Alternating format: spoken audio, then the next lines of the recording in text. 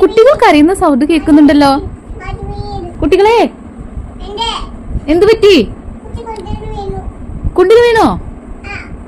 Okay, ഇപ്പൊ വരാം.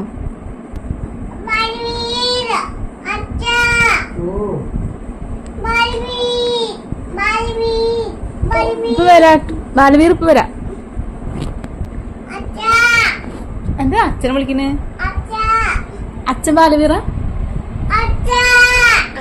ആരാ വരണ്ടേ അപ്പൊ? ബാലവീറ വരണ്ട, അച്ഛനെ വരണ്ട്. ആരാ വരണ്ട്? ആരെ വിളിക്കണ്ട്?